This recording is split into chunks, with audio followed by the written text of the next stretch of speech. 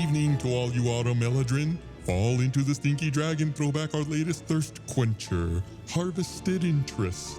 It's a mixture of chaff and chaff, freshly brewed expressions of goodwill, honeycomb cocoa, revivified vanilla, topped with chocolate bark shavings. One gulp of this guzzler, you'll feel finer than fays stepping into foliage.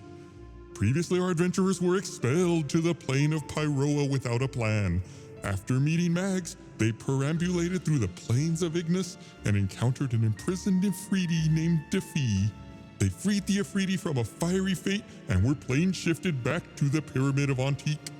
Nab some nectar, nestle in for our noxious narrative. Freedy, Deedy, Freedy, Freedy, Freedy, I mean, Blrrble, Blrrble, Grrble. Grrble. After that tongue twister, can anyone tell me the name of the Ifriti? Dee. I just said it. Am I close? It's He's gonna keep something going. along the Freedy, Deedy. Defee. I was there. And we said that somewhere in there. No, you did it. Hello, everyone. I'm Gustavo Sarola, the dungeon master of our putrid party. I'm going to hit our 4 players with an arrow. No! This week's role-playing warm-up question is, your character's home is on fire. They can only save 3 things. What would they be? One of them's a rabbit, right? Stop. Nice reference. Nice callback. Thank you. That's campaign 1. I'll start. Well, hello. I'm Barbara Dunkelman, and I am playing the character of Elga von Brath, the female half-elf, vampire, barbarian, level 5 as well. As John closes Blaine's laptop, so he It's can't got D&D cheat. Beyond on there. I want to see if Blaine can introduce himself today because you did the thing where you looked your thing, Yeah. and I was like, can Blaine do it without looking at his thing? Yeah. Just looks right at it. Sorry, Barbara. Oh, no, thank you. And I think if Elga needs to save 3 things, obviously, number 1 would be her teddy bear. Oh, Elga has a teddy bear? Sounded like a different stuffed animal. No, it's an actual teddy bear. Oh, okay. Yeah, a classic teddy bear that she was given when she was a child many hundreds of years ago. Whoa, this must be a little raggedy. A little raggedy, indeed. It's just the paw. The eye is hanging out. And then I think she'd also save the photo of her and her sister that she has on her night table. Her and her twin sister. And then last but certainly not least, she'd take her axe. I'm like, you have a twin sister? Yes, What? she does. Yeah, well, I think she's mentioned that a long time ago. My Elga lore dropped previously on another episode. On previous Elga lore. I like reminders. Does your teddy bear have a name? Hate to put you on the spot. Oh, gosh. His name is What? Boris. I like it. That's a good name. Boris the teddy bear. Boris the bear. Now I have to write that down. See, there was some lore that just dropped. Yeah. Yeah, lore and bore is. That's funny. Who's next? I'll go. I'm Chris Damaris, and I play the human priest Barney Farney. Priest. Cleric. I would pay money to have a video of Chris's face right there. Barbara just broke his brain. It was the best. It was I was already like, did broken. something change when you leveled up last time? Hey, inspiration dice to Barbara for catching that, right? Taking I the already have cloth. one. The 3 things. One. Sing them for us, Barney. Barney doesn't sing. My pocket watch, and then all my cleric supplies, like Which are your sin box, a sin box, and then the stuff for fighting undead, and all the cleric stuff. All the cleric stuff. Clearly, yeah. you're an expert on And then of course my dentures. Oh. Wait, Barney. Barney, you have dentures? Those aren't your real teeth? Well, they're my real teeth now. No, he actually has real teeth and puts a pair of dentures on top of that. Elga, he looks like a Bee Gees band member. Of course, those are dentures. He's very teethy. They are very straight and white and have no spaces in between them. Yes. I never noticed. It's just a solid tooth on the top and a solid tooth on the bottom. Mathilde, why don't you go ahead? I'll take mine last. Okay. I'm John Rice here. I play Matty Confucius, who's the Eric Cochran Ghost Monk. If the house was on fire, I'm not very attached to earthly things, which is part of having passed. But I do have my favorite spatula, as any chef should have, as any Is baker. it the good luck spatula? Yes. What is your spatula's name? It cannot be Boris. That name's taken. Chloris. If it's like Dracula and it's a little vampire spatula. I would take, obviously, my recipe books that I have gathered for many, many years. They're just full of many secret recipes that I adore and love. And then I would, the house is on fire, so I would have to grab Jacques.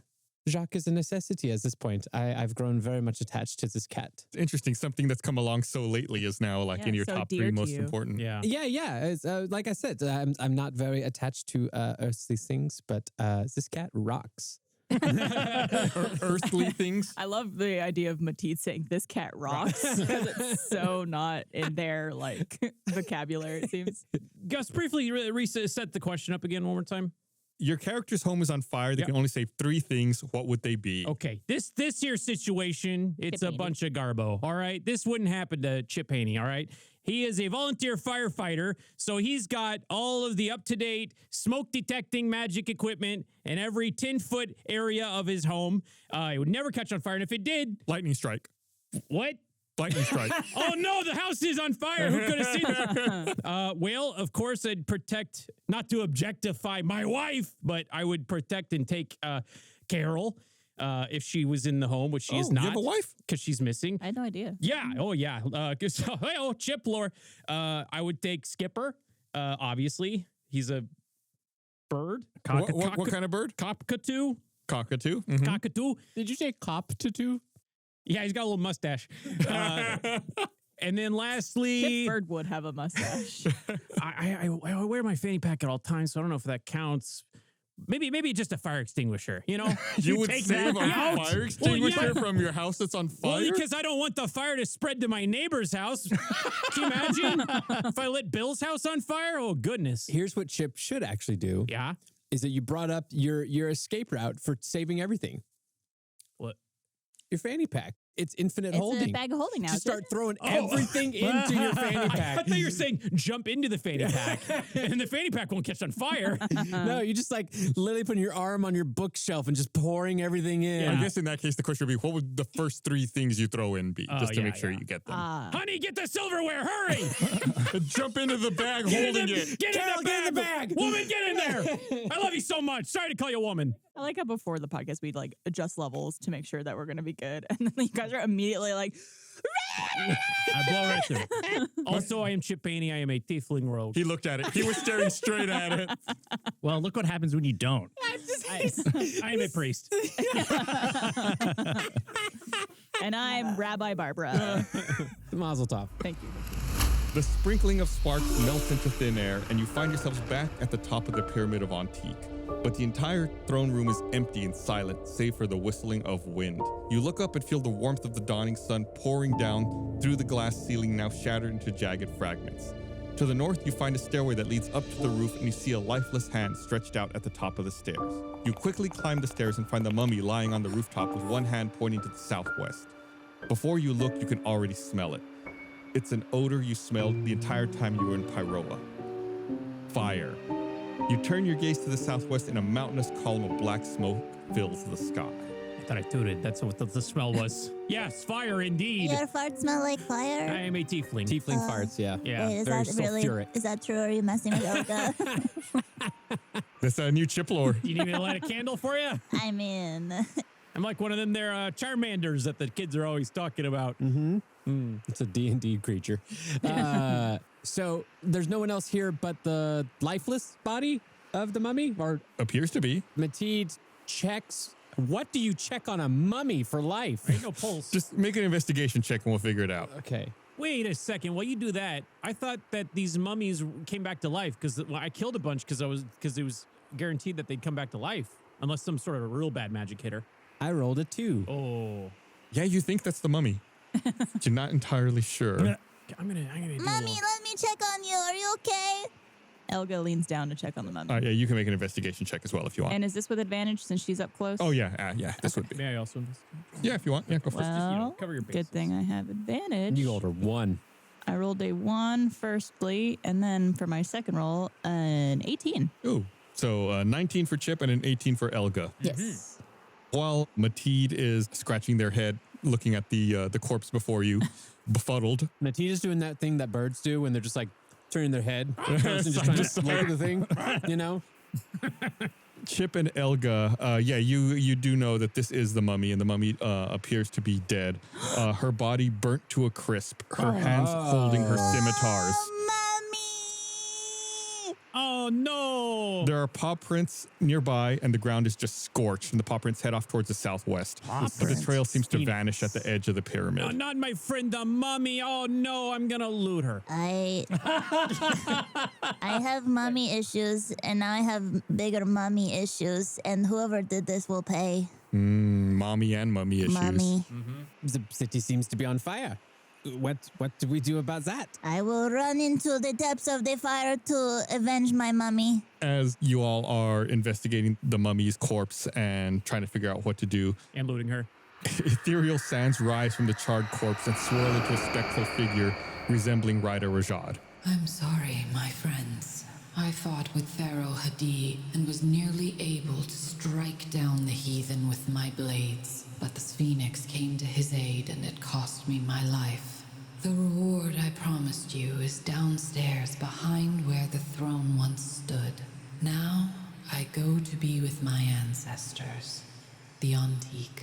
The spectral sands swirl once again, soar with the wind westward, away from the rising sun, vanishing from sight. It's the circle of life. Mufasa, And no! death again. So she said the reward for us is downstairs. Where the throne once stood. I have a question. Yeah. You were describing a general like setting of what we're looking out to, which is the city on fire. Is there by any chance there is like a clear path of the fire? So you're asking if there's like a clear view of the fire? Yeah, if it's clearly like this Phoenix is the source of this, is there, that seems to be like that's the problem to solve, is this Phoenix. Is there a path that we can see like this Phoenix is going, or is it just rampant mayhem? Oh, like they like went down and scorched a lane on their journey Sure. away. Well, there were paw prints. That's what led me to believe, like into the city. Let me clarify. It's not Karcasuuk itself that's on fire. It seems like it's something else, but it is in the direction that the paw prints are heading off of the pyramid Okay, towards. so there's a direction we could go. Southwest. How Okay. big are these paw prints? Big. So they're the Phoenix paw prints. Probably. Okay. Mateed heads down to the throne. Elga follows. Barney will fall. Chip looks in the dust to see if there's any weapons because I'm not too happy about my Kopesh for the Desert Trippist. Why aren't you happy with that Kopesh? It's just, I feel like I could do something better, In my no. days in Dagger, I had some pretty powerful and cool weapons. Where'd they go? Yeah, why don't you have them anymore? I put them away in a chest and buried them under cement in the basement of my house. With your gold coins and Yes, to never come back to that life again now that I had my Again. wife, Carol. The entire corpse and everything it was holding all transformed into sand. Okay, pocket sand. You can take some mummy pocket sand I'm if gonna you take some want. pocket sand. Okay. I'm gonna put it in my fanny pack. So I know Elga said she was heading downstairs. Mateed, did you say you were also following? Mateed went first. Oh, and Mateed I went followed, first. yeah. Oh, okay. And Barney came. Yeah, I guess he's Chip's playing in coming. the sand. Yeah. I'm done making sandcastles with the corpse. So I'm gonna come with you. Yeah, you head downstairs to the throne room, and I guess I Yes, don't yes, want we to make check any behind. presumptions. We Yeah, check you're going to behind. check where the mummy said. Yes. Behind where the golden throne once stood is indeed, like the mummy said, there is a mountain of treasure there. Quite a bit of coin. 700 copper pieces, 600 silver pieces, 900 gold pieces, and 100 platinum pieces. Oh my goodness! All right, so 25 platinum each, eh? Yep. Okay, that's easy. Well, are you with us too, Chip? Oh yeah. Yeah. Gotta tell us the mind's eye. What would happen if I Well, wasn't? I was thinking we would just put it in our pockets to bring up to you at some point, it's fair and square. Oh yeah. Better split 3 ways than 4. 175 copper, 150 silver, 225 gold, 25 platinum. And 25 PPs? Yep. Is that what it is? 25 PPs? platinum. Yeah, Yeah. what was it? One more time. What was that gold? Gold was 225 each. 25 each. That's a good They're- amount. And D&D Beyond, they're PPs. They are. That's what the acronym They are. is. They're He's PPs. correct. But why is that the only one you say? Why don't you say GP or SP? Well, because I knew what gold pieces were. I didn't know what. I had never heard of PPs before. So what Barney, is stop talking what do about those, your PP. What does those stand for? Well, gold piece and No, the ones you keep saying. Pee-pee. Yeah, what is that? Platinum piece. There you go. Yeah. He just looked it up. Besides all of the coin, there are also a couple of gems. There's 2 black pearls and 16 bloodstones. This is a payday, guys. I'm not the person to be doing this, but I constantly do investigations. Can I look to see if there's anything special about these stones? Those are very like unique descriptions of like weird gems, like black pearls and bloodstones. Yeah. You don't have like a jeweler's loop or anything, right? It's just like a casual with your naked bird eyes looking at it. Birds like shiny things. They use it all. They gathered them all for their nests. So I just have a really big interest in these things. And people they like. Wink.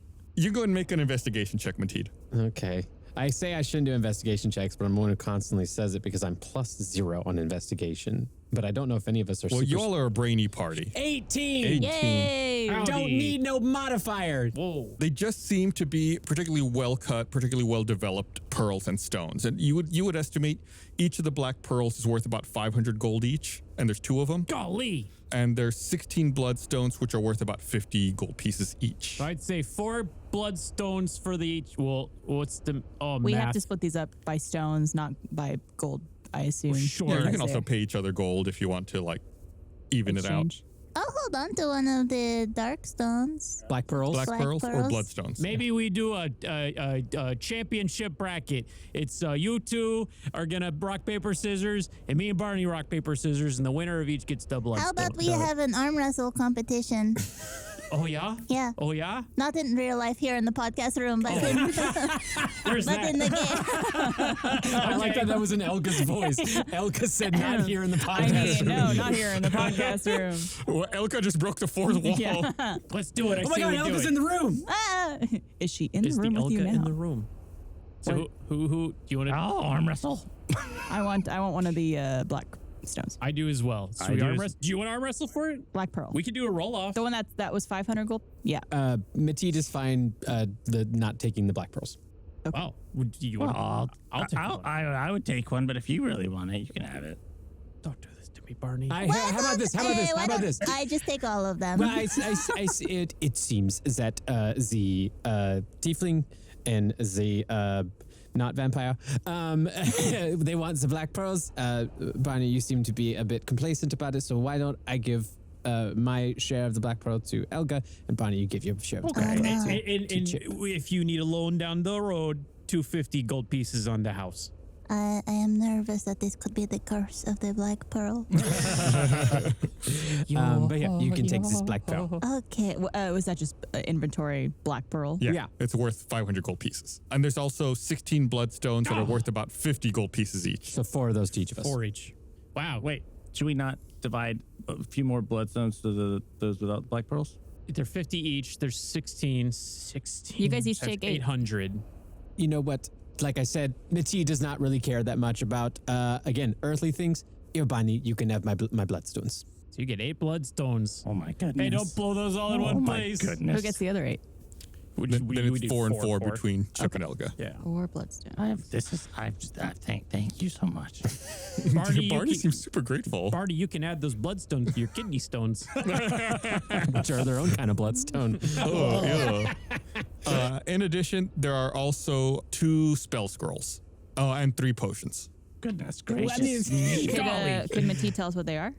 with my 18 investigation Since check. they are the one looking? Well, I'll just give it to you since you rolled well, Mateed. The 2 spell scrolls, one is of guidance and the other one is alarm. I don't know what alarm What is. does alarm do?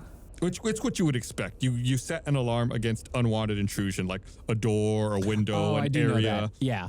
And as long as the spell's active, whenever a creature touches or enters the area, Yeah. it sets off the alarm. Yeah. Oh, that's a good distraction. It's something like you set and then go away, and if something like procs it, you will be notified. Yeah, that's cool. I only have interest in a potion. If I could just have a potion, that's all I want. What are the potions? Potions of healing. There's 3 of them. Oh, nice. I think you 3 should take it. Elga has probably the highest HP out of all of us. Sure, that sounds fine. Humble brag.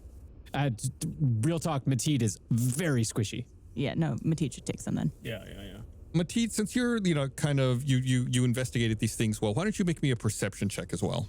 I would gladly do that. Just take the spell scrolls. The spell scrolls? Yeah, who do we rely on to use those? Probably Barney for. I have 0 intelligence. If it's intelligence, if it's wisdom, I have 5. Do we know what the spell scrolls? What was the scroll check? It was like a D4? So we kind of homebrewed some rules as far as using scrolls, just so that it would be easier and more accessible. It's basically, you're going to roll a check. It's like a DC 10 plus spell level, and you get a modifier based on. You should absolutely take this. Yeah, my spell level is pretty high. Yeah, I think Barney should take them. No offense, you all are a party of dum-dums. I think you'll all have more or less the same chance am of so offended. of making these checks. No, that's season 1. Gum. You're confusing us. I rolled a 10 of perception. You hear what you think might be like mumbling or a shuffling noise coming from beyond the mound of treasure, like somewhere along the back wall. Is it like shrouded in like darkness or something? Or is it coming from behind something? You don't see the source of it. It's just you can hear some kind of noise coming from back there. Mateed meanders that direction. Someone's doing the Cupid shuffle and they don't know the words. The what? I don't know what the Cupid shuffle I don't know what the Cupid shuffle is either. How do you guys not know what the Cupid shuffle What's the is? Cupid It's shuffle? played 5 times at every wedding in the last 12, How does it 15 go? years. Is that the one that was, take it back now, y'all? I'm also being sarcastic. I have no idea what the Cupid shuffle is. Hold on. Are you talking about the Casper slide? Wait, is that the, hold on. Cupid Shuffle is a song by Cupid from his 2007. I think you're thinking of the Casper slide, the one that's. Does anybody in the room know what a Cupid shuffle is? You're like, we're being made to feel like we're dumb for not knowing this. I don't think there's any such thing as a Cupid shuffle. Are you talking about the chicken dance? Oh, to the left, to the left. Yeah. But that's a different song than the one you were saying. Okay, Yeah. well, they don't know that. I don't know the lyrics. I am also mumbling and maybe it's Chip. Who knows? How much coffee have you had today, Blaine? I'm not talking about it. I gotta poop real bad. Mateed meanders that direction and says nothing. Says to the right, to the right. Oh my god. Yeah, make me an investigation real smooth. check, Mateed. Different song. 17. It sounds like whatever the noise is coming from the wall itself. And as you're investigating it, you find what appears to be a latch that kind of embedded in the wall. Oh, it's Wall Friend. There wasn't a latch when it was Wallfriend. Yeah, but maybe this is their exit. We weren't supposed to learn this if you listen to our bonus show, Second Wind. How do you listen to that? You listen to that by joining us as a first member, which is our patronage model for this show. Where? Roosterteeth.com. You can go there and become a first member, and you can have access to our bonus show where we talk about the show and we talk about answering questions and we go over things like that. It's really fun. And in one of the episodes, Gus, it was in that episode, right, where Gus was like, honestly, the wall was nothing. The wall that talked, like It didn't even really talk. It just kind of mumbled. Yeah, and it was just like you read the description from Micah's module, and it was just one of those things where it's like, I think Micah writes in things just to bait us sometimes. And guess what? It worked. He's doing a TV face right I don't believe you. Do you want to roll a check on that? Let's go back. That wall was something. Also want to point out that Second Wind is a video show. Oh, so yeah, video. If you want to be able to see our beautiful, lovely faces after we've just recorded D&D for 2 hours, you get to see it there. I find it weird that people might not know what we look like from Rooster Teeth's content because they found us through Stinky Dragon. So that would be like a face reveal, and they're like, that's what Barney sounds like. Is that That's why what you have a he looks mustache today? like? What do you mean? He's becoming Chip. I finally grew it back after shaving it off doing drag at RTX. I'm happy it's back. I like your mustache. Here to stay. I don't. I like your mustache. So there is a latch hidden in the wall. Okay, so that my investigation check revealed that. Correct. You know what? C'est la vie. I pull the latch. You pull the latch and it clicks and opens a secret door embedded in the wall.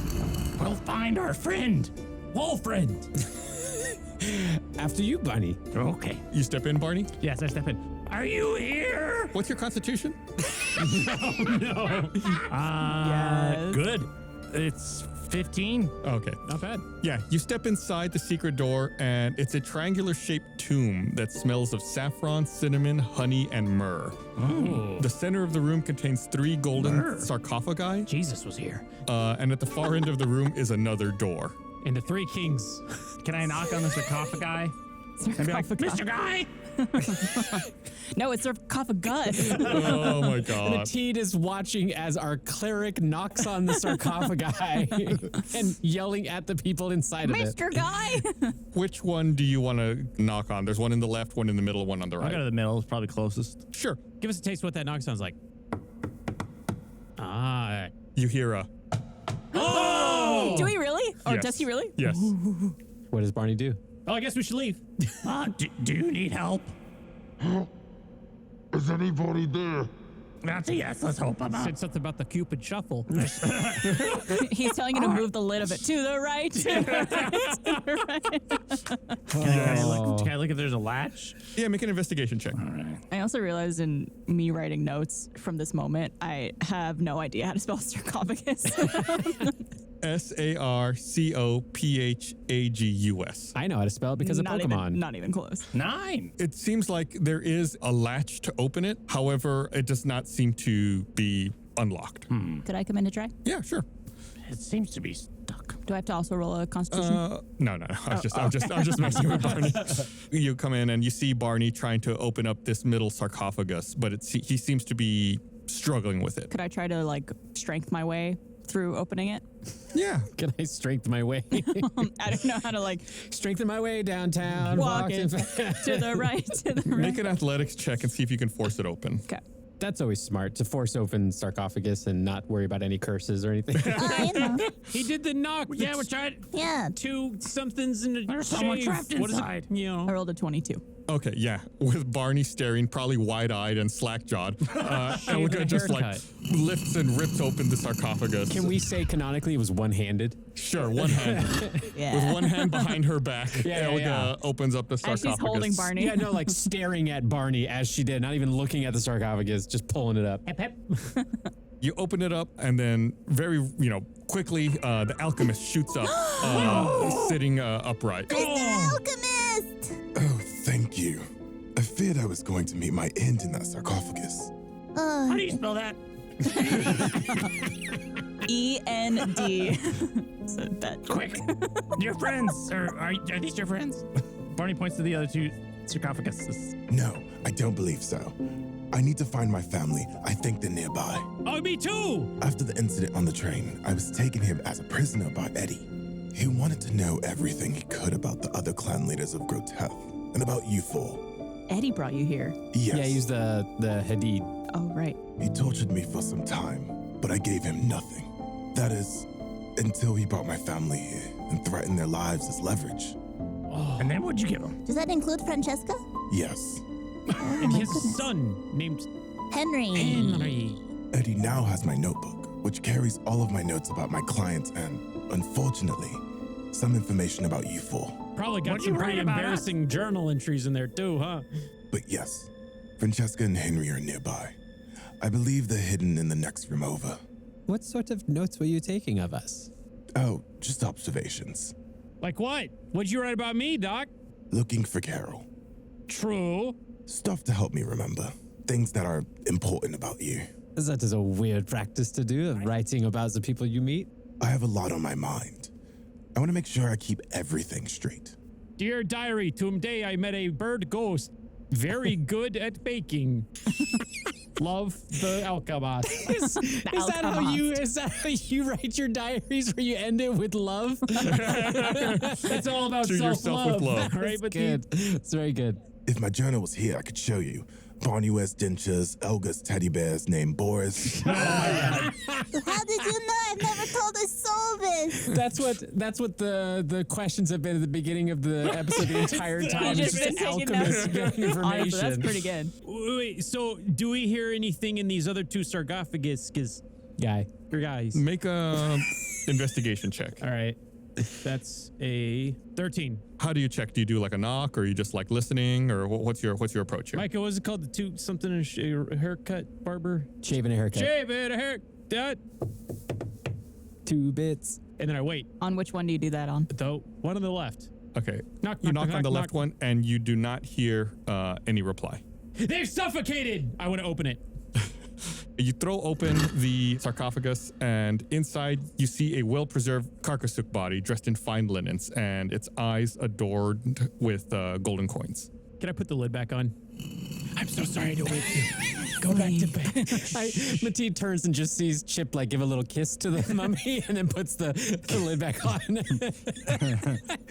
Could we go to the third one? Get back, Al. Barney, you knock on the sarcophagus on the right, and you hear no reply. Well, I try and open just in case. Yeah, you throw it open. This one is not locked. It opens very easily. And much like the other one that Chip opened, there is a well-preserved Karcasuuk body Oh my goodness. with gold coins on the eyes. Bye-bye. I close it. There was a door at the end of this room? Well, yeah, the alchemist did say that his family might be in the room next door. Correct. And yes, there is a door leading out as well. Leading out? Okay. The other direction from where you all entered. Do you think your family might be in that direction? And Elga points to that door. Most likely, yes. Okay, well, I think we all know what to do. And we all walk the opposite direction of that door. Leave. Could Elga help the alchemist out of the Yes, sarcophagus? thank you, Elga, for being so nice. You're welcome. That came from a real place from Gus as an old guy who needs help. You're almost as old as me. Don't even. Is he in rough shape? Or is he okay? He looks like he's been worked over a little bit. He did say he was tortured. Yeah. Yeah, Elga helps him out. Okay. Thank you, Elga. She lifts him up from under the armpits. Puppies. Mateed wanders towards that other door. Yeah, you walk up to it. It's closed. Yeah, I presume you try to open it. Yes. Yeah, you open it and it's unlocked. It opens easily. And beyond the back door is another triangular room mirroring the tomb, but this one contains shelves of organs, embalming fluids, and medical tools. In the back is a chest and another door, and on the floor are two mummified bodies wrapped tightly in linen strips. On the floor? Yes. Oh no. Oh no. Can I? I'm gonna distract the alchemist while you guys check this By I'll go kind of. Do that dance, you know. Now kick, now kick, now kick. Over here, Doc. I love Barney yelling, "Do that dance, you know."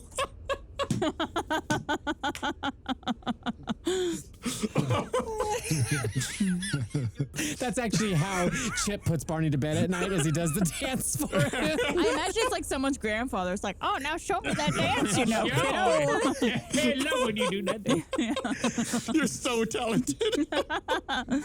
Wow. Down, do your dance, do your dance. Elga goes over to one of the wrapped people. Mateed heads to the other one. One of them appears to be a medium-sized humanoid, and the other one's rather small. As you approach them and begin touching them, they begin wriggling. Oh. Is that you, Henry? I don't know if you remember me from the college, but I was talking to you through the door just like I am talking to you through your cloth right now. Yes, it's me, Henry. It's just Elga 2 inches from this rabbit. Wait. Did we ever get confirmation that Henry is in fact a little boy and not a man? He just said we it. should not question whether people are really young when they're small or if it's an illusion. I want to do something cool, but I hope it turns out cool and not bad.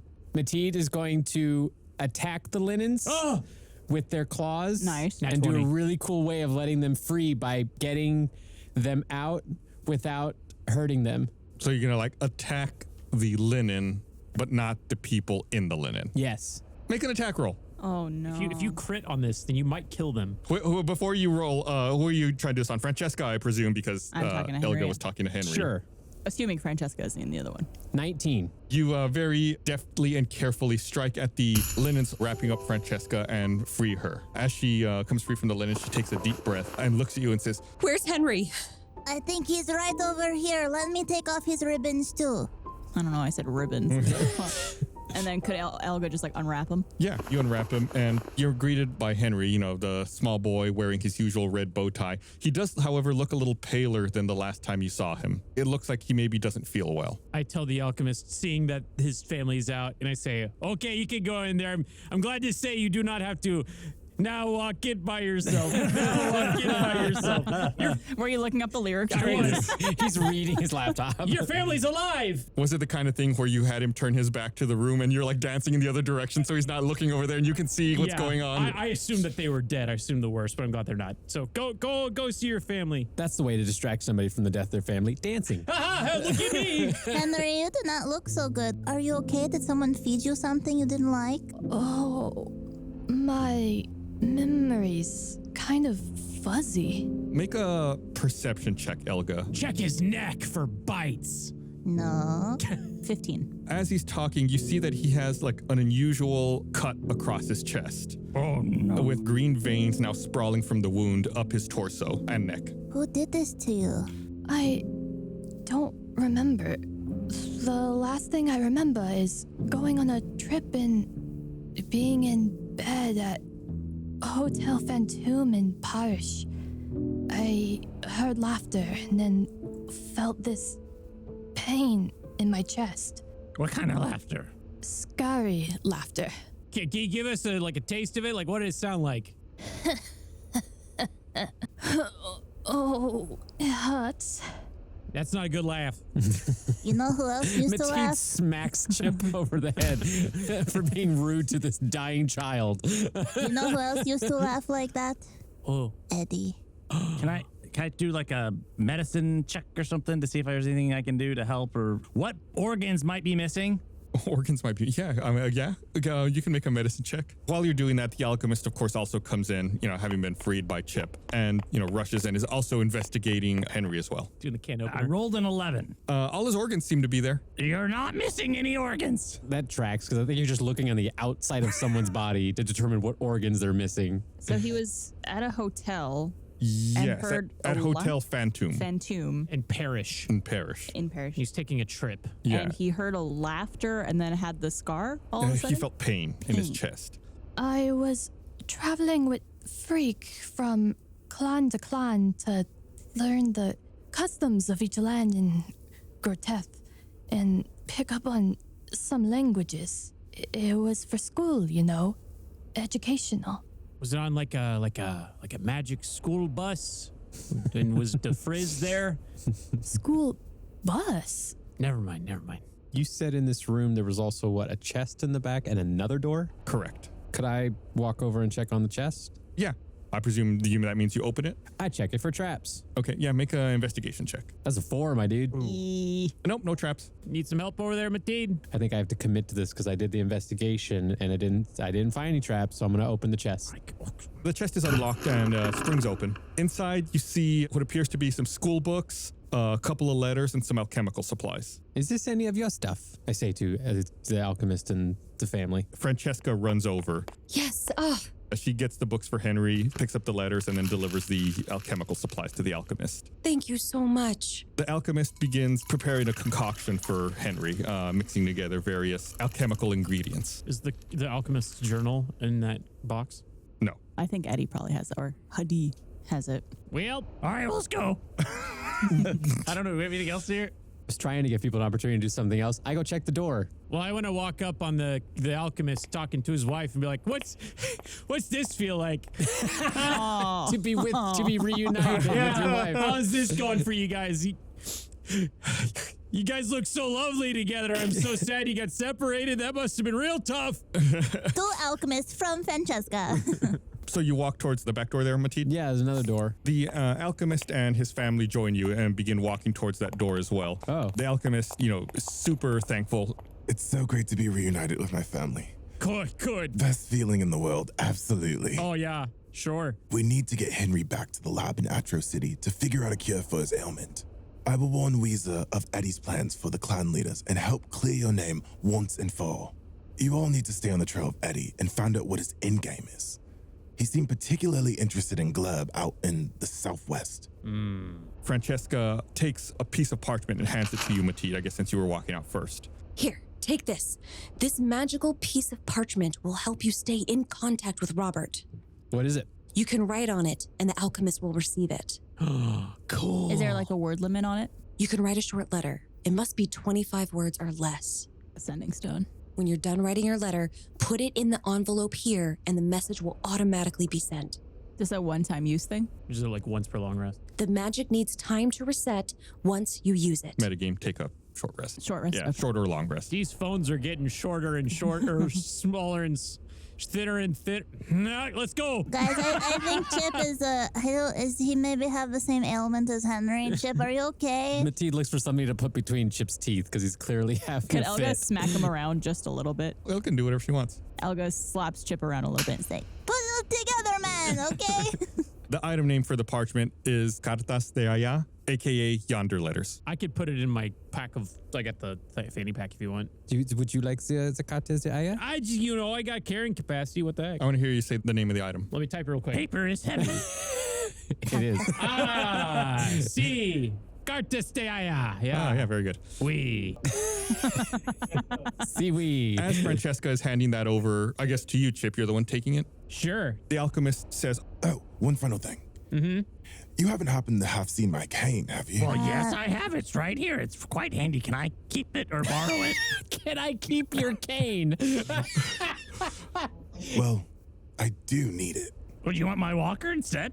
Oh, that's a fair trade. That looks pretty good. Not your walker's your weapon. Your walker's your weapon, isn't it? Yeah. Barney, why don't you give Alchemist Okay. his cane? He's been through so much. He was asleep in the sarcophagus for so long, and he was probably so lonely and hungry and was thinking about eating and drinking. And Yeah. I apologize for being rude. Here's your cane. So the Estebans head out the back door, and I presume, Matilde, you said you were also heading towards the back door. I So presume. that's what this door is it is an exit door. It seems so, yes. Okay. Do you think we should go back upstairs and try to follow where those tracks lead? I think this is the way to get out of the pyramid to follow those tracks. Yeah, the tracks seem to go to the edge of the pyramid and then stop. It goes to the edge and then no more. Okay. And connecting the dots, this phoenix did have wings. Right. Okay. So it probably flew, landed. Yeah, and that's why I was asking if there's like a path of flame. Gotcha. Because Yeah. you said things are on fire, so is In there the like distance. is there like a trajectory? Yeah, you could get there, but it doesn't seem like there are things on fire on the way. It just seems like something in the distance is on fire. Then I think we have a thing to do. We must go find this phoenix. Felicitations, my foul-smelling friends. I often get asked, what's the best way to support Tales from the Stinky Dragon? So to help explain, I brought my good friend John along to chat with me about it. Yeah, so the best way you can support us is by obviously just being yourself. That would support me, is just knowing that you're being your true self. Me too. And knowing that will help us. But beyond that, it's by becoming a first member on roosterteeth.com, which is essentially our patron model for people who want to support the show in a financial way. And so if you go to roosterteeth.com and become a first member, it's only $5.99 a month. And basically, if you either become a first member or even just watch our content on roosterteeth.com, we get the most value out of it, which we then can turn the most value possible into even more stinky content. And on top of just supporting us from an altruistic standpoint, you also get stuff out of it too, right? Like you can listen to our episodes ad-free, for example. I hate ads. You could take up a hobby with all the time you save not listening to ads. Maybe you could make your own dice for your own Dungeons & Dragons campaign. Your hobby could be that you join us on our official Discord, which is only for our first members, on our Rooster Teeth Discord, where we're posting exclusive content. Today that we're recording this, I posted some behind the scenes photos from our Stinky Dragon Adventures production that just went into production this week. Well, it's, man, you set me up for the perfect segue there, John. On top of that bonus stuff, you also get access to Second Wind, which is our bonus show for Tales from the Stinky Dragon. It's pronounced Second Wind. Second Wind, where, we do a dive into that week's episode. We talk about things that happened, what's going on, maybe avenues that were left unexplored, where the party is, what the plans are, what you all messed up. Sometimes either myself or Micah will be there to help give more information. I've never messed up on this show before in my life. Everything has been strategically planned. Sure. We'll find out the rationale behind John when you listen to Second Wind as a Rooster Teeth first member. Again, just $5.99 a month. Yeah. You get tons of bonus stuff. You get a discount in the Rooster Teeth store, get no ads in Tales from the Stinky Dragon, background play, offline viewing on mobile apps. Check it out. It's pretty great. You hear that sound? It's the sound of a sale you're missing out on because you're not selling on Shopify. And what does it sound like with Shopify? Shopify is the commerce platform revolutionizing millions of businesses worldwide. Doesn't matter if you're just starting out or you're ready for your IPO, Shopify is the only tool you need to start, run, and grow your business without the struggle. With Shopify, you're in control of every sales channel from in-person POS systems to all-in-one e-commerce platforms. Shopify powers 10% of all e-commerce in the United States, including companies like Allbirds, Rothy's, and Brooklinen, and millions of other entrepreneurs of every size across 170 countries. Sign up for a $1 per month trial period at shopify.com/dragon. That's all lowercase. Go to shopify.com/dragon to take your business to the next level today. Shopify.com/dragon. With the busy fall season already in swing, you might be looking for wholesome, convenient meals for jam-packed days. Factor, America's #1 ready-to-eat meal kit, can help you fuel up fast with chef-prepared, dietitian-approved ready-to-eat meals delivered straight to your door. You'll save time, eat well, and stay on track with your healthy lifestyle. Too busy this fall to cook, but want to make sure you're eating well? Well, with Factor, skip the extra trip to the grocery store and the chopping, prepping, cleaning up too, while still getting the flavor and nutritional quality you need. Factor's fresh, never frozen meals are ready to eat in just 2 minutes. All you have to do is heat and enjoy, and then get back to crushing your goals. Need an extra boost to support your wellness goals and feel your best as you tackle, this busy autumn? You can try Protein Plus meals with 30 grams of protein or more per serving. With Factor, you can rest assured you're making a sustainable choice. They offset 100% of their delivery emissions, source 100% renewable electricity for production sites and offices, and feature sustainably sourced seafood in their meals. Head to factormeals.com/dragon50. Use code dragon50 to get 50% off. That's code dragon50 at factormeals.com/dragon50 to get 50% off. Take on the sun with gear built to last. Our friends at Shady Rays have you covered for the warm weather ahead with premium polarized shades at an affordable price. Shady Rays is an independent sunglasses company that offers a world-class product that's just as good as any expensive pair I've ever worn. Durable frames and extremely clear optics for outdoor adventures. That's not all. Shady Rays offers the most insane protection in all of eyewear. Every pair of sunglasses is backed by lost and broken replacements, so if you lose or break your pair even on day one, they told us to send you a brand new pair, no questions asked. Wear your Shady Rays with confidence because they have your back long after your purchase. Every purchase supports the Shady Rays Impact Program, which works directly with nonprofits and their communities to empower and make adventure accessible for all walks of life.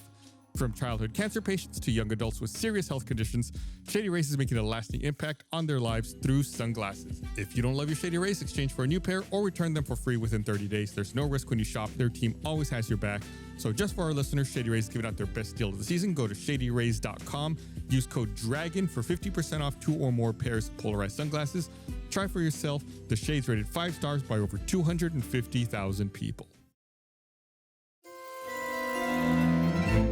I presume everyone else also leaves along with Matisse? Yes. Yeah. Bye-bye. I look back at the alchemist reuniting with his family, and then I miss my wife, Carol. All right, so you all pass through the door and descend a stairway that zigs and zags for a while until you start to hear the rushing of water. You reach the bottom of the stairs and you find yourself back outside in the morning sun. You look to your right and spot the Esteban family riding off on camels into a sea of sand. Okay, now I sigh. Now Mateed sighs as well. Before you is the Karcasuuk Canal, which seems to snake off to the southwest into a larger river. Docked in the river is a small steamboat with the name SS Better Prize inscribed on the hull. SS Better Prize? Yeah. Blrrble, Grrble. Oh! Ka-dunk, ka-dunk, ka-dunk. Out from the boat, you see an oozy humanoid wearing a yellow uniform with shoulder fringes. Surprisingly, he seems to have a peg leg, and scuttling behind him is a tiny, colorful splotch of goo that croaks happily as it approaches. I'm Captain Kurg of the SS Better Prize. Jesus Christ. God. And this is my second in command, Spork. He points down at the splotch. You four look like you may be in need of transportation down river. I have a sixth sense of these things. That's how he talks. It's dramatic talking. Do you think we'll get William Shatner to do this? Yeah, we're going to. Let's pause down real quick. William Shatner actually canonically hates Gus. Yeah. He blocked me on Twitter. Blocked him on Twitter. Did you figure out why? Yeah, it's a long Yeah. story. I can get into it some other time. It wasn't my fault. I can provide passage for 10 silver each. Nah, I think we could find another way. Anyways, nice to meet you. Hold on. Now, before you go, this is no ordinary steamboat. Uh-huh. We've explored the many frontiers of Grotef on my 5-year journey sailing. And in that time, I have collected rare gosh. curios and learned cultural crafting techniques for purchase or trade on board. Well, beam me up. That sounds like some fun. Oh, he's a shop. Shopping montage. Shopping montage. gosh! May the force be with you. Mateed grabs Elga and they both fly off together down the canal. May the odds be ever in your favor. Yeah. Come aboard, explorers. Oh. We shall boldly go Oh my god. downriver to my hometown of Glrrb. Hey, how It much? should be lovely this time of year. Can I give you how much is 10 silver in copper? 100? 100. Here's 100 copper. I will give that as well. Yeah, I will do board it the as well. We just gave a buttload of pennies. Yeah. Yeah. I give him 10 silver. Thank you. I mean, it all shakes out in the end. You all make your way onto the SS Better Prize and hear steam blow from the stacks like whistling chimneys. The stern wheel comes to life and begins paddling water, propelling the ship downriver. Sport will get us to my hometown of Glrrb faster than you can say fascinating. Fascinating. In the meantime, We're there. may I interest you all in perusing some of my curios for sale or trade. I love Cheerios. This is my I also might be able to offer upgrades to existing items. Come with me If you want to live. upstairs. Let's get comfortable. I'm waiting for him to say one more phrase. Just bated She turns breath. around and walks and begins walking up the stairs Okay, to the now I second follow. level. Now I follow. So this guy is an ooze, I imagine. Make me a wisdom check, Elka. All right. He's an ooze and he's got a peg leg. That's interesting. It is actually weird. 10. You know, having lived in Groteth your whole life, you know that Kurg, and actually he said it, is a Glrrbian. So yeah, he is an ooze type creature. And his spork as well. Spork is some kind of toad. But like a sentient toad because it can drive. I was writing these down quickly when you were saying them, and I know that you made a joke about like something that sounded like Spock. Spork. But I know it was spork now, but when I first wrote it down, I wrote splock. Because I was like, I think that was what he said. Yeah, good enough. That's what happens when you just drop a bunch of jam on the floor. And he was a Some kind of toad. Glrrbian? Glrrbian. Glrrbian. Glrrbian. It's the Blrrble Grrble. It's the introduction of those people. And spork was a toad. Spork is a tar toad, specifically. tar. Yeah. Like he's made of tar. Yeah, kind of. Yeah. Yeah, I guess we all head to the curios. Kurg leads the way up to the boiler deck, which is the second story of the ship. Double doors lead into a steamy shop filled with weapons, ammunition, and magical baubles. Behind a railing is a blazing forge connected to the exterior stacks. And, you know, as he mentioned, he can also, if you want, perform upgrades to some items if you're curious about that. Interesting. He's want to get a sense of what the items are first. He probably has a lot. Is there like a list we could look through somewhere? Oh, yeah. Or like what's the easiest way to do this, I guess? You look in the case and in the display with all the different items that are available there, and you see various baubles and magic items. You see emblems, amulets, horns, a cloak, a cup, medals, sling bullets, and dragon hide belt. Could Elga look at the cloak? Yeah. For you, young one, I have special items that may interest you. Okay. Do the rest of the Glrrbs talk like you? Well, Captain, I would love I'm dying. to see your items. Our first 4-hour episode. Kurg pulls out 2 items specifically and places them in front of you, Elka. The first one, Sippy cup of satiation. I somehow feel targeted. You look like a kid. Sippy cup of satiation. I'll read this DM voice. You already heard the word. I sure did. This blood-stained sippy cup is the perfect vessel for vampiric imbibation. Pour fresh blood into this cup and sip, sip, sip away, regaining 4d4 plus 4 hit points. Once the sippy cup has restored hit points, it can't do so again until the next midnight. How much do you need to fill it? What is the ounces or whatever measurement they use here? However much available. Okay, No minimum required. I shall take it. I don't even need to know what the other item is. I already know I'm buying this one. Add to cart.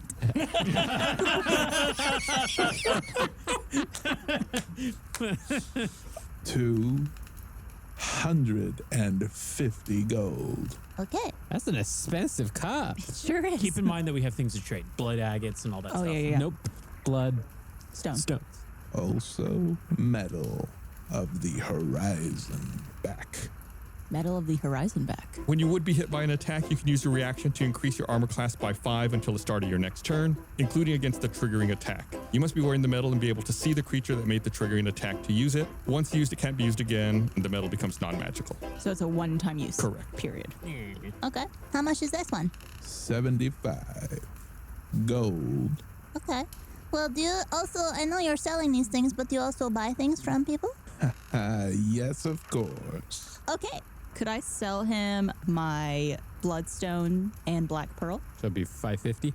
So no, it'd be I have 4 You have Bloodstones. 4 bloodstones. So Let 700. Let me sell him my Black Pearl. You said it was 250 and 70? 250 and 75 that would be 325 total. Yeah.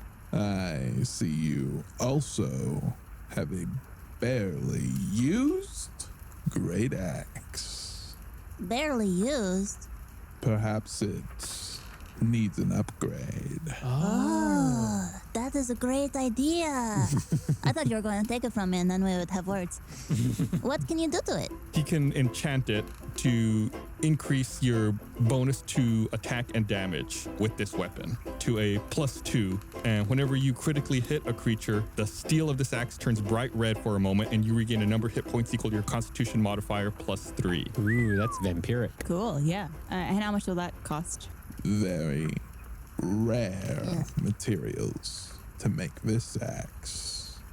700 gold. 700? Okay, actually, you know, that's pretty doable. Now that we have these stones we could sell. Do we know if like He's talking like him too. the bloodstones or the whatever black pearls. pearl, do they have any utility outside of just selling? Oh, like are they material components or something else? Not really. I mean, obviously later on there are some spells that are like requires a gemstone worth 500 gold or requires a gemstone worth 50 gold. Like in that sense, yes, but not specifically for You anything. said 700? Ain't no magic in Elga's future. So it'd be 1,025, was that? For all 3? All 3? Correct. Okay, so I'll give him all my Bloodstones and the Black Pearl, which would be a total of 700. Okay. And then an extra 325 of my own gold. Good doing business with you. So you can add Sippy Cup of Satiation, Metal of the Horizon back, and if you look, your new axe should be called Great Axe of Gaining. Elga's got gains. Okay, pleasure doing business with you. You shake his hand, you just stick it into the sludge. Anybody else Sure. wish to trade? Oh, yeah. Who wants to go? I guess Barney said sure. Oh, whatever. You're welcome. I will say that it's because I have the pearl that we're probably going to split the costs on. Both of you guys will have money owed to you. I don't need any money. You don't even know what he has. It's okay. I'd be okay. I have. No. I insist. Ladies first. I have everything I need. I have the cat. I have my muffins that I can throw with. You got a best friend pointing at me. Where is my best friend here on the ship? It's Kurd, Captain Kurd. No, we know it would be Spork. Let me go first. Let me see what he has, and then how much I have remaining. That way, if you need a loan, I can help you. Let's go. Fair and well met. What's the Star Trek line? Peace be with you. No one helped them. No one helped them. Live long and prosper. Live long and prosper. Yeah, that's it. You guys have to take back your nerd cards. Come on. They're Star Wars boys. I'm a Star Wars man. You can tell the guy who wrote this though was raised in a Star Trek family. Oh, how rude. Cutting in front of your friend. No, you see, like, we got a money situation where I'm going to lend him money, so I need to see, like, how much I could give him. So if we could clear up my... It makes sense. We're good friends. I'm a good guy. Hi, Chip. Hey there, Chip Haney. Nice to meet you. Blrrble to you. Yes, Glrrble. For a fine tiefling like you. He's going to find me. 2 items. Okay. Horn of Silent Alarm and Cloak of Displacement. Oh, a cloak. What do those do? Mateed whispers to Chip. Yeah? You need to curtsy as you say that as well. Oh, Blrrble, Grrble, and I curtsy at the lowest I can possibly curtsy. As close to the ground as you can get. I fan out the ends of my shoody. You see, this is a shoody. It's a shirt and a hoodie. You know, whenever I put it on, I say, should he wear it, should he not? Clever. Thank you. The Horn of Silent Alarm has 4 charges. When you use an action to blow it, one creature of your choice can hear the horn's blare, provided the creature's within 600 feet and not deafened. No other creature hears the sound coming from the horn. It regains 1d4 expended charges at dawn. So, Captain... It's Kirk. Curd. Captain Curd, will you... What did you call me? Captain Curd. Nope. Grrrb. Captain Kirk. Nope. Kirk. Captain Kirk. First try. Yes, Captain Kirk, first try. What's the situation where you can use something like this? When stealth is required. It is, most of the time. To alert your friends. Uh-huh. Silently. Okay. Blaine's not impressed by this item. It's fine. How much? What's the cloak do? Metagame-wise, Cloak of Displacement. When you wear this cloak, it projects an illusion that makes you appear to be standing in a place near your actual location, causing any creature to have disadvantage on attack rolls against you. I want that. If you take damage, the property ceases to function until the start of your next turn. This property is suppressed when you're incapacitated, restrained, or otherwise unable to move. Say I do this and I try to disengage and go into stealth. Does that impact that ability? No. I think it's more like think of the what's his face from Apex Legends. He sends out hollows of himself, and so you don't know which one to attack. I do like that character. Yeah. Okay. It's a very rare item. 700 gold. How about we talk about what I could go get it as an upgrade, and then we, see if we could get like a buy one get one situation and try to bring you down. How about the arm blade of Blrrbing? I'm listening. Chip has now moved an inch from Captain Kirk. It's an upgrade to an arm blade that coats the blade in acrid slime. You gain a +1 bonus to attack rolls you make with this weapon, and it deals an extra 1d4 acid damage. That's good. In addition, when you're the target of a ranged weapon attack, you can use your reaction to attempt to absorb the projectile's damage into the weapon. Oh. The projectile can be any ranged ammunition, but does not include AoE. You make a melee attack roll with the weapon. If your attack roll is equal to or greater than the attack roll made against you, you absorb the projectile. Just swallow an arrow that comes at me. Yeah, basically you engulf whatever the arrow or whatever in the acid from the blade, and it dissolves. And you can use that feature twice per long rest. It's like That's cool. It's like a laser going at a lightsaber. Oh, my favorite. Star Trek. Set your phasers to fun. Okay, all right, Captain Girk. Nope. Try again. Captain Kirk. No. What? Spell that. He's now just yelling it in hopes that it sounds better. Kirk. Captain Kirk. Yay! Let's talk about how much we could bundle these together in doing some trades. Together. 2 items. Yeah. 1,100 okay. gold. All right, well. You're a rich boy. Okay, I have a bloodstone and a black pearl. Together, that is 700 gold. So there's that. And then... Need 400. Didn't you get a bunch of coin as well? Yeah. But it's mostly silver. So, okay, I think I have 130. So that'd be 8. Math. Okay, all right. Blaine is sweating. I have 1,000. I'm wearing a sweater. I have 1,300 silver, so that's 130 gold. Yes. Are you writing all this down? This is going to be impossible to keep track of it in your head. No. I got it all up here. So I have 130 gold plus the 700 from the bloodstone combined with the black pearl. So that's 830. And then I have gold, which would... Oh, I got the platinum as well. Remember how we talked about how D&D is basically improv and math? Yes. This is heavily math portion of the... So then I take... So he pays you the 400 gold somehow. End of statement. Right. And then I got 170 gold. So I'm going to give you... How about 900? Oh, he's haggling. Do you have suspenders for that? Maybe? Make a persuasion check. You'll never meet a more persuasive person than I. 26. How do you have a +10 on that? Because I'm a charismatic guy. I got the riz, as It's the the kids rogue. say. Haven't you been playing Baldur's Gate? True. 1,000 It's a deal. I rolled a 26. And it He went came down on the 100. price. What was it original? 1100. Oh, I forgot about that. I was looking for 1,000. Well, now I'm back to where 950. Make a persuasion roll. Oh, gosh. 22. 975. Fine. 25. That's like, Jesus. Oh, now I got to do all the math all over. Okay. All right. Here's a black pearl. Here's a bloodstone. And money. And money. There you go. A scout's honor. You're going to do that math right. 100%. Yeah, Okay. yeah. Matee turns and notices that Barney has fallen asleep and stirs him awake. Oh, are you there? This is your time to shop. Hi, I'm Barney. You look good. I love your ship. I'm so glad it ended with ship. Thank you. It can do warp 8. Wow. For a priest / cleric as yourself. 2 special items. Guardian emblem. An amulet of the devout. And what do those do? The Guardian Emblem is the symbol of a deity or spiritual tradition. As an action, you can attach the emblem to a suit of armor or shield or remove it.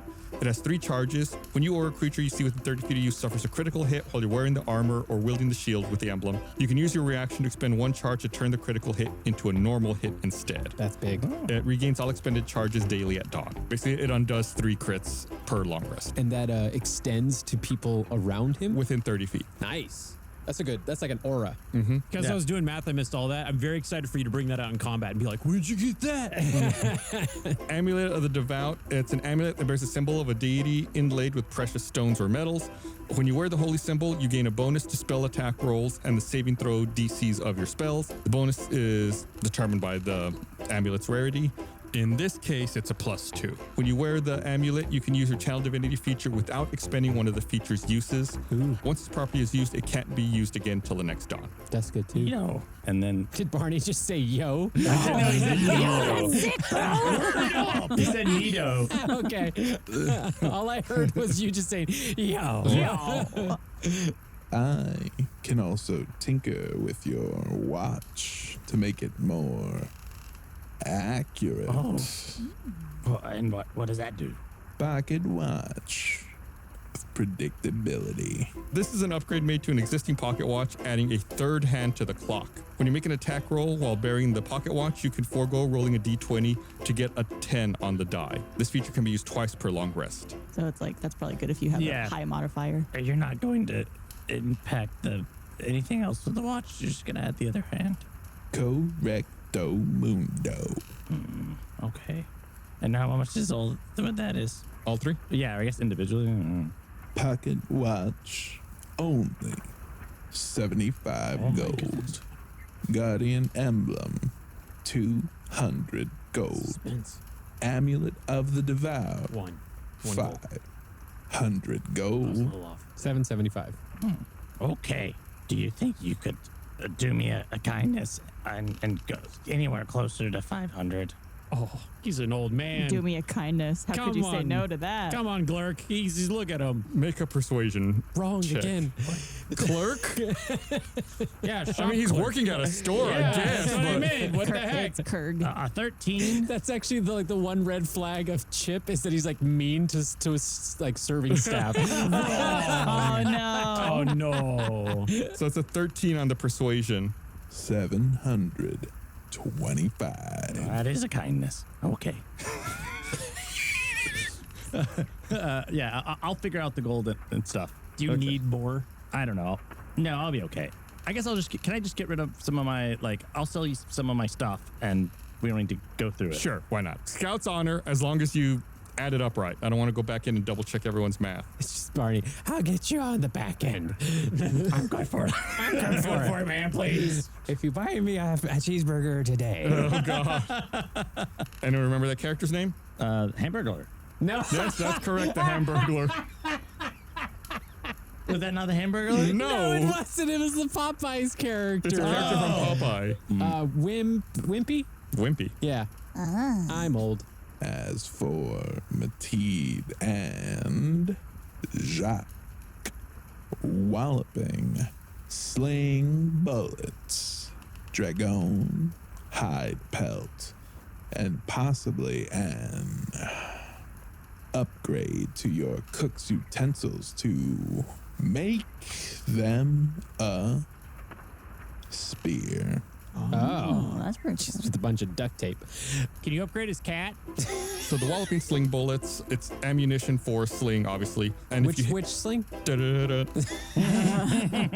Any creature hit by the bullet must succeed on a DC 10 saving throw or be knocked prone. Oh, I just realized that that's a sling. I thought that was like a thing you were casting all along. no, sling. Huh. Like good old David. And then the Dragon hide belt. It's a finely detailed belt made of dragon hide. While wearing it, you gain a bonus to the saving throw DCs of your key features. In addition, you can use an action to regain key points equal to a roll of your martial arts die. You can't use this action again until next dawn. And it would give you a bonus of +2 to your saving throw DCs. That's very good. And then what can you do to my cooking utensils? Be very careful. Ooh, they can be upgraded, arcanely assembled into a single spear that sorts the wheat from the chaff in battle. Which utensil is at the tip of the spear? Is it the whisk? It's most likely a spoon. Yeah. So imagine trying to like cook with all of your utensils melted into one thing. One giant like, one. oh, my rolling pin's Just 8 holding feet long. a giant spear over my head, stirring with it.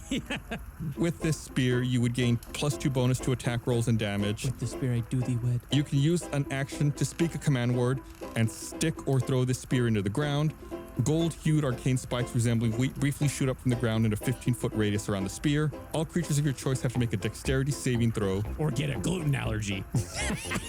On a failed save, they take 3d6 piercing damage. On a successful save, they take half, and you can use it twice per long rest. Evil wheat. Alternatively, as part of an attack or bonus action, you can call back the spear to your open hand from up to 100 feet away. The spear shimmers, dissipates into chaff, and then reappears in your hand. Oh, that's neat. It's very cool. You should buy that. I say buy that. Should I buy that? Yeah, Do you need to borrow anything since you let us have those things? Yeah, we got money. I do not know. What would be the sum of all three of these? 1,100 gold. 1,100. How much you got? I got 750. Okay. Don't forget you have platinum. Oh no, that's total. I have 650 monies, and I still have a gemstone that's worth 100. The 750 total. 350 short. Okay. I don't know if I said it. It's by the way, it's the Spear of the Superior Baker is the name of the Oh, spear. you did not say that. I'll give you 120 gold. Okay. So you still need. I'll be at 750, so 870, and so I need another 230. I mean, I could cover him with my platinum piece, but if anybody else wants to chip in. Negative. It's okay. Actually, if I can give you some. you sure? Yeah. Are you sure you want to give me your money? Yes, you let me have those stones, and that was really Yeah, but gracious of you. I am fine not getting one of these. It's not a big deal. We to are me. a team, and if high water raises all the ship tides. Anyways, I will give you. Is 100 gold good for you? 150? That would be plenty. Okay. Thank you very much. I'll give Matita 150 gold. Okay. So then that brings you down to 120 that you need left, So I have, what is it, 1,020? and you need. Then you just need 1,000. 1,100. So you still need 80. This is what I have, and I show Kurg how much I have, and I go, would this be enough maybe for today? They're a very friendly bird. Go ahead and make a persuasion check. I will gladly do that. Could Elga help make a persuasion check by doing puppy dog eyes? Sure, you can roll to assist. Please. Matilda here is such a good person, I and need some help. I think that you should give them eggs. Oh gosh, I rolled a 10. I rolled a 3. Great. Sorry, I wasn't looking at the right person. You were looking at Spork. I was thinking that's smart. I can give you a frequent buyer discount. Ah, since all my friends have bought all your other wares. Yes, this will suffice. Okay, thank you very much. I That's appreciate good. that. Gurk, you're a good dude. Blob. Kurg. Blurk. Glrrble. Kurg. Ding, ding, ding, ding. We got the question right. Outside, you hear the clanging of a roof bell. Oh. Captain Kurg turns to you all with wrinkled ooze face. That can't be good. Uh-oh. He rushes out the double doors, and you immediately hear the flapping of wings and unusual quacking filling the air. We're under attack by a flock of gooselings. Everyone go ahead and roll initiative. Oh, no. No. They were my favorite 80s band, too. Gooselings. Flock of seagulls. 7. I like how you have to explain it. 15. 13. 12. This is a It's a very side question. Do I still have those rags that we bought, I assume, from Karcasuuk? Sure, why not? I don't think you ever did anything to get rid of them. Okay. So you all run outside. In the air, you see jelly-like birds flapping around, attacking the ship. So based on initiative, it looks like Chip's going first, then Mateed and Barney. There's a handful of these jelly-like birds flapping around. So they're up in the air. Yes. Okay. Is there any sails, or I guess this is a Steam-powered barge. ship. So, but is there any like crow's nests or anything like that? There's the steam stack, but it's hot. I am a tiefling after all, you know. So if I climb the stair, theoretically, if I climb the steam stack, would it bring me up to the level with the birds? I mean, they're pretty low. They're like swooping, you know, at person level. So then if I because climb they're the attacking steam the stack, ship. I'd be above the birds. Yes. I like that. Can I do that in my combat, in my movement? Sure. And just so for clarification, I think Tiefling just gives you resistance to fire damage. I'm pretty sure he's immune to it. We've kind of said that a few times now. It's hot. I like the hot. I don't know that a steam stack is fire damage. Wait, well, what's at the bottom? What's causing the steam? Fire. Yeah, you're not at the bottom, dude. Yeah, I know, but I'm at the top, so it's like it's even Steam. weaker than the fire. All right, let's do it. We'll figure out the damage as we go. No. I can always tell I Gus is frustrated with Blaine when he calls him dude. That's what I know. I've got across That's my tell. Yeah. Yeah, go for it. Yeah, dude, go for it. What could happen bad, dude? I want to do it because I want to be the petulant child. Do it. What? Can I perceive if You it's never gonna want hurt to me? do that. Can I perceive it's going to hurt me? Well, you put your hand on it? Yeah. Make a... Let's call it make a constitution save with advantage. 19. You think you can handle it? Okay. All right. Well, I'm going to climb this steam stack to get on top of these birds. Be right back, gang. I just want to tell the audience that Blaine is playing with his back to Gus and can't see Gus's reactions, his face. Oh, no. It's probably for the best. All right. I climb on top of the steam stack. Okay, yeah, you shimmy your way up to the top of the stack. Where's he going? I mean, you wouldn't be able to move your full movement range. Let's say you get about 15, 20 feet. Oh, the steam feels great on my skin. What a great use of my time. And then I want to jump on top of one of the birds and on the way down, splash at it with my arm blade of blrbling. Blrbling. Yeah. Blrbling. Given to you by Captain Kurg. Yeah, go ahead and make your attack roll. Okay. 21. Oh, yeah, that easily hits. You come down, land on one of the gooselings. Aha! And then I do 5 points of arm blade damage. Okay. And then in addition to the slashing damage that I just did, I think I also get the acid damage. Yes. Which is 1d4 acid, so I'm going to roll for that. That is a 4. 9 total. 9 total. Yeah, you jump down onto this gooseling and slice it into 2 little piles of ooze that fall to the deck. Cool. And then after that, I'm gonna use my cunning action to slink away. Okay. Is that it for you? That's it for me. All right. Mateed, then Barney. Do we have a number of how many of these gooselings? It looks like at this point there's probably, if you had to guess, 5 or 6, somewhere around there. Okay. Mateed attunes their spear by having Jacques kiss it. Oh, cute. And then now it's ours. Does the spear of the superior baker become attuned by having like biscuits made on it? Yeah. Oh. That woke up Chris.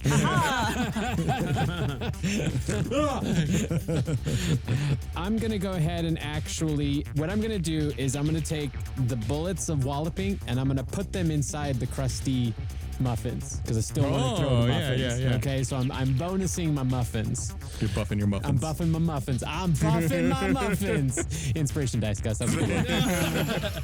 And I want to use my Sling of Sandstorms. And I want to attack one of these gooselings. One of your people, though. I am not a slimy bird of the ocean. Well, in your heart, you are. Okay, apparently. So I roll for attack. 19. Oh, yeah, that hits. 19. And then I do the attack roll. That's 7 damage. And then... no need to roll for the walloping bullets because the gooseling does go down, unmoving in a pile of ooze. And then Jock pounces on it to make sure it's dead. Okay. And then I want to follow that up. I'm going to use a key point and do, since I use Flurry of Blows, and I'm going to take 2 unarmed strikes as a bonus action towards the closest gooseling as well. Ooh, okay. That's a 12. That hits. Okay. With 8 damage. Yeah, you punch right through it and you explode it. Kick. You kick right through it and explode it. These Hands are meant for baking. And that's just what they'll do. Canonically, is that what it's for? Yeah. Is that what it is? Okay. Yeah. The feet are for the killings, the hands are for the kneading. I do it again. All right. No, say a different That one. one's a 9. That actually does not hit. Okay, then I miss on that one. Is that it for Mateed? Yeah, I'm done. Okay, Barney, you're up. How many are left in what area are they around? Let's say there's roughly 3. There's probably 2 around you and 1 around Elka. Is there a way I could get all 3 within a 15-foot radius of me? Probably not. You get 2 of them. Okay, I'll do that. I'll cast Spirit Guardians. Which does? You call forth spirits to protect you. They fit around you a distance of 15 feet for the duration. When you cast a spell, you can designate any number of creatures you can see to be unaffected by it. I'm going to choose all of the friendly passengers aboard, including my party. And who are the 2 recruit people who are named? Spork and Blrrble. Captain Oh, he Blrrble. almost got it. You didn't even know. The look on your face. The look on your face. Captain Was, Kurg. Blaine made a face when he said the name of just like, is that right? Spork and Kurg. There you go. Yeah, I knew that too. Hey, Blaine. Never change. Okay. Perfect the way you are. I promise to you. So I'm just kidding. they're unaffected. An affected creature's speed is halved in the area, and when the creature enters the area the first time or starts its turn there, it must make a wisdom saving throw. If it fails, then it takes 3d8 radiant damage. Basically, you got like some spirits around you that'll attack if someone comes within range of them. Or starts their turn in it. Barney's got a gang. Yeah, of spirits. Priests. Yeah. So I do that. So on the start of their turn, they need to make a wisdom saving throw. Yeah. Don't worry about the ones here. And I point to the 2 that are in my area. And then Your spell save DC is 17, it looks like, too. I'll just do that. I'll call it that. And I'm done. Okay. As luck would have it, those 2 by you are the ones that act next. So they need to both make wisdom saving throws.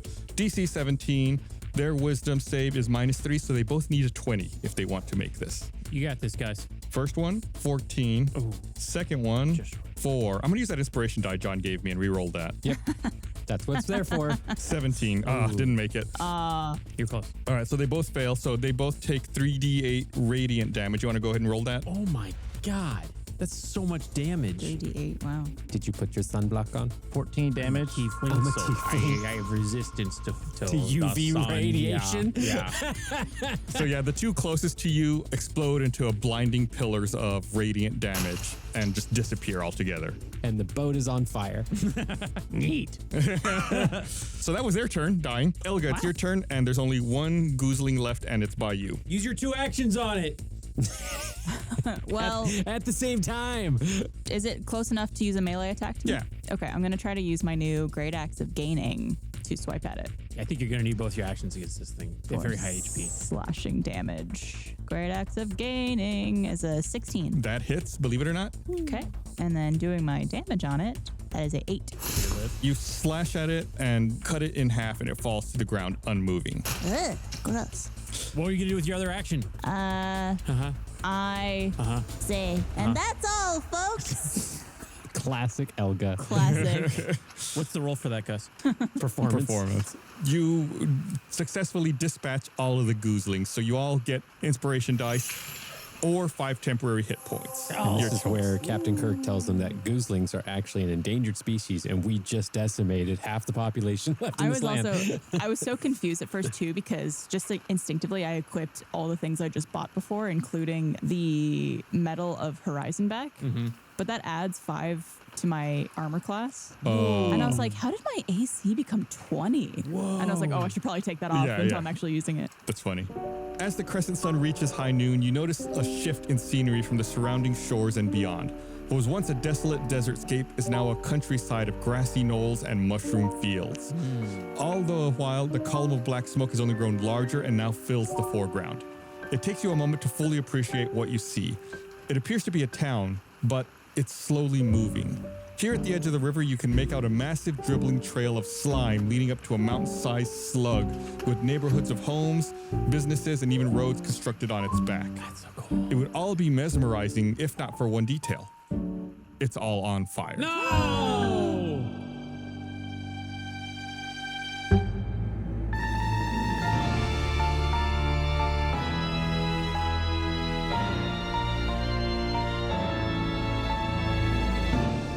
Wait, so it's on a giant moving slug? Yeah. On a mountain-sized slug. It slugs all the way down. Everywhere I go, there's fire. I'm a perpetual firefighter.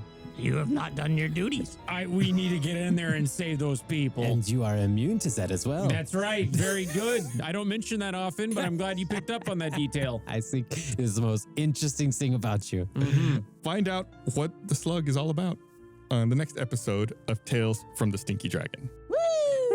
Glrrble. Until next time, Glrrble. Glrrble. This episode of Tales from the Stinky Dragon was produced by Ben Ernst, written, edited, and composed by Micah Reisinger, with additional editing work by David Saunier. I want to give a special shout out to some first members over on Rooster Teeth: Oaken Mermaid, Johan Lofdahl, how do you say that?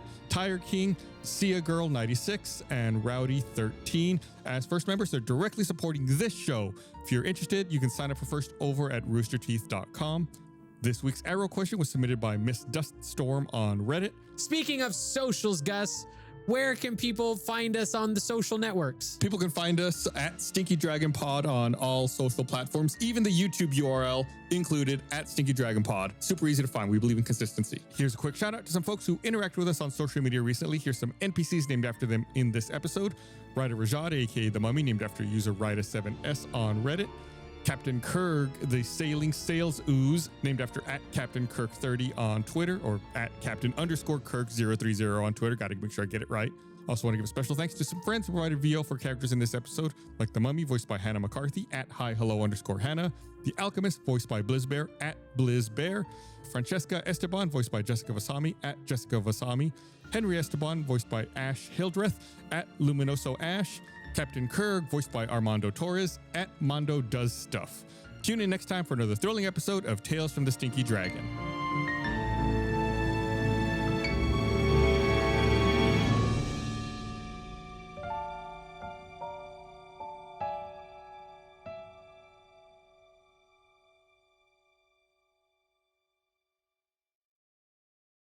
Pocket watch of predictability. Supercalifragilisticexpialidocious. Predictability. Predictability. Pocket watch of predictability. No, we're using the first. Predictability, even though this is Lots of L's, lots of vertical lines in there.